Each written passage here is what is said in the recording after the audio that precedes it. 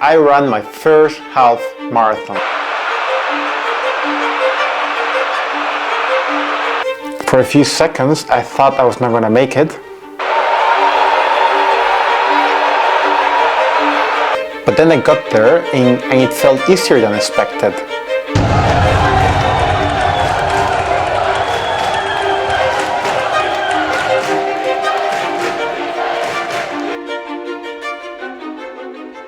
This was the first time I ran a half marathon or marathon in my life. For me, this was an amazing experience when I entered the stadium where everyone was cheering and shouting, and it was such an euphoric moment. And then to see my friends that already arrived, it was such a great experience. Today, I'm going to share some of the lessons I learned, which I'm using to prepare myself for my first marathon next year.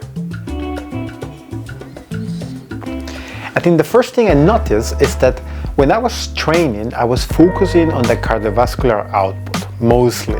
But what I noticed was the limiting factor when I was running was actually the joints and the muscles. I think I could just run faster in terms of my resistance and my stamina, but the muscles I start feeling, and the joints and all the tissue, I start feeling that it was just hurting a little bit, so I took it a little bit easier.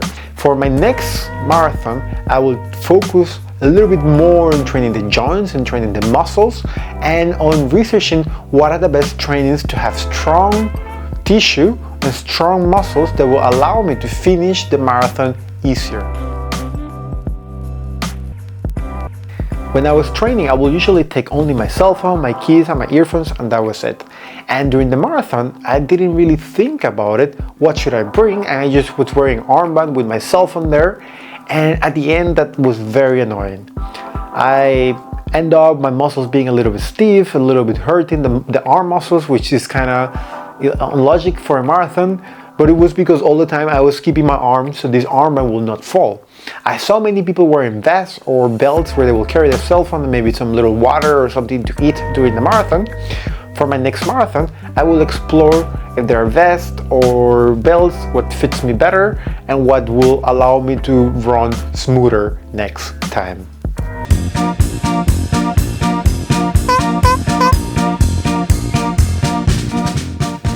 When I prepare for this marathon, people always will tell me that, okay, you don't have to bring water because every couple of kilometers there are tables with water or Gatorade or even food that you can take, so you don't really have to carry it. And what I didn't think about it, which is something people don't know until they experience, is that usually you want to keep your pace. So you're running, you grab the water and you drink it quickly and you throw it away and you continue your pace. But what happened is that many people stop completely to drink the water or drink the whatever juice you're given.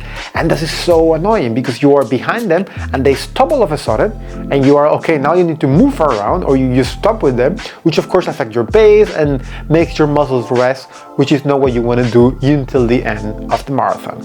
So this is something to have in mind, and better to prepare myself how I'm planning these water breaks, or maybe I just bring my own water so I don't have to rely on these waters across the marathon.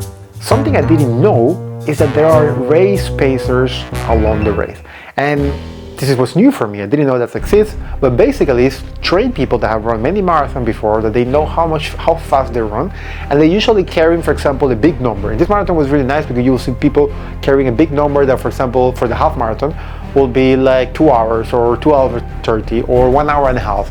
And more or less, you know from your training what is your pace and how long it will take you. So what you can do from the start of the race, you find the people or the person with the pace that you think you will run the same way, and you stick together to them to know how fast or how slow you should run. Because many times with the adrenaline, you don't really know if you're running too fast and you will get too tired, or your muscles will be too tired too fast. So with this pacer, it's really good because you can just follow them. So I think for next time I will be really looking for the right pacer, because more or less know what time I did now, and now I would really know what I should expect. I made a mistake that I was with a pacer that was way faster than I was, that I lost them in the middle of the race, and then I had to just think myself all the time off the pace, which is not that bad, but for my first time this would have been very helpful, and also to motivate you to keep the pace for that. Something that I think you get this with training and going for so long, because I mean, I do sports all my life, but I never ran for so long, for let's say 2 hours without stopping. And you of course see the pain and you think this pain will stop you.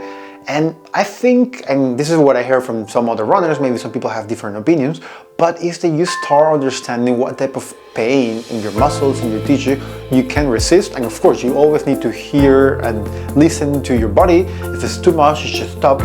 But sometimes the pain is just something that you can really take.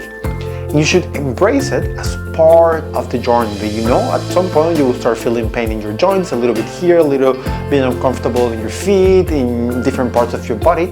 You should just embrace the pain and take it and enjoy it, and being part of the journey. You know, at the end it's going to be worth it, because you're going to challenge yourself to something you were not expecting to do. So embrace the pain. Hello guys, if you like what I do, please subscribe, like this video, and please comment below what are your best tips for anyone trying to run their first marathon. Thank you very much.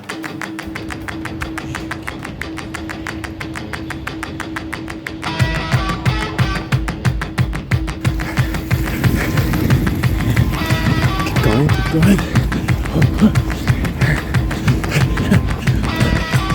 Give it a try. Start to lighten you up. Just continue a little bit more. I think we plan our training in a way that it will be easy for us to follow. But we continue our life. We're gonna still do social stuff, and we're gonna still travel, and we need to be prepared to train at every time if we really wanna be on our best shape. So no matter if you're traveling, no matter if you're going from many places for fun, you need to find a way that you can continue training, because losing a week, 2 weeks of nothing will push you back a lot. So at least you need to keep moving and keep running wherever you go. So be prepared to train everywhere you do, and just bring your running shoes. It's easy.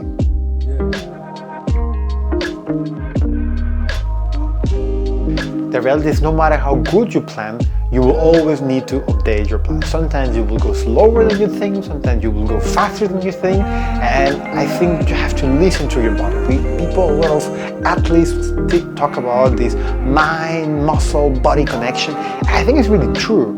And for me, even though I'm just a beginner in running, I felt, okay, the more I better try to connect to my body, not try to follow a specific plan, but I say how much I can push myself or stop when I need to do it, the better I will feel and the better my improvements were compared to who I was before. So really be conscious about this mind, muscle, body connection, and update your plan accordingly. Don't just be so, close-minded to follow just one thing, but try to understand your body and go with it. We understand our bodies when we are tired. For example, after running, we feel tired right away. Or for example, when we go and do muscles and in the gym, we feel our muscles are tired. That's something we are used to it. But something sometimes we forget is this general fatigue of our body. Because I will think, okay, if I do, let's say, arms in the gym and then I go running, I should be fine, because there are different muscles. But the reality is not true. The body at some point gets to a general fatigue. And for those people that like to go to the gym, might have experienced that if they add together, let's say, a very strong cardiovascular training, at some point you feel this general fatigue in either or the other. For example, if you run a lot of kilometers and then you try to go to the gym, you will see you're very weak.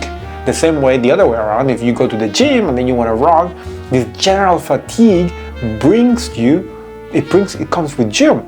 And this also affects other parts of your life, for example, at work or your social life, that this general fatigue, it builds through.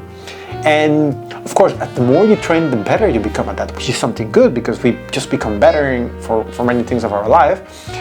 But it's something we have to take in consideration when we're planning, that we might overdo sometimes. And it happened to me that I will, for example, go running, and then maybe I go swimming because it was for fun, or biking, and then maybe the gym in a couple of days, and then having a lot to do at work or in social life. I would just feel super tired. I didn't want to do anything.